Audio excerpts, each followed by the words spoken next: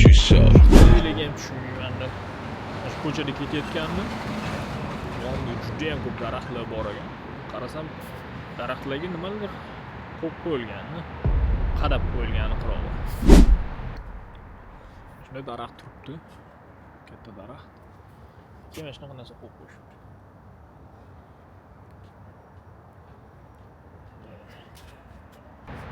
Qarasam,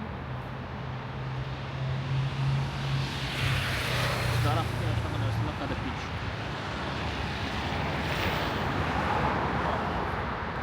Mana shu yerda masalan bir qator daraxt ketgan, bir ko'cha bo'ylab 50 tacha daraxt bor. Hammasi mana shu narsa. Bir qator. Bu 50-60 ta daraxtga qo'yilgan narsa nima ekan deb internetda tekshirib ko'rsam, daraxtlarga maxsus mana shunaqa ukol qo'yib ketishar ekan. Ya'ni ukolga o'xshagan. Bunda o'sha o'zini vitaminlari bo'lar ekan.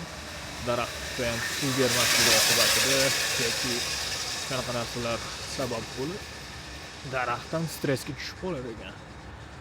Stressga tushib qurish jarayoni boshlanar ekan. O'shani oldini olish uchun bunga vitaminli shunaqa nutrientlarga boy ukollar urib qo'yilar ekan va daraxt kerakli bo'lgan vitaminlarni olar ekan. Men xitoyliklarga tushunmayman. Uncha o'rgachilikdan ko'ra shu daraxt kesib yormaydimi? Daraxtlar o'tin qilolmaydimi deydi-yu.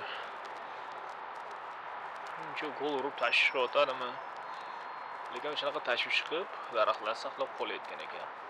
Shaharga e'tibor bersiz, hamma joyda daraxtlar saqlab qolingan.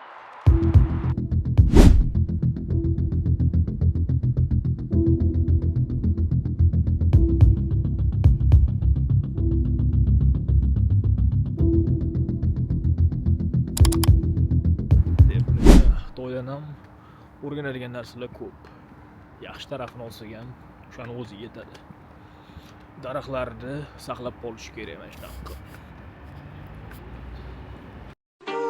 去年冬天，你带我来千寿山拍照，你突然问我，你懂三角梅的花语是吗？没，我讲没懂。然后我看见你上了他的车，我听见你喊他干爹，你讲你也喜欢我，但是我只是个克来飞，我没能阻止你成为更好的人，所以让你一飞冲天。他想陪你过冬天，可以，但是我要睡中间。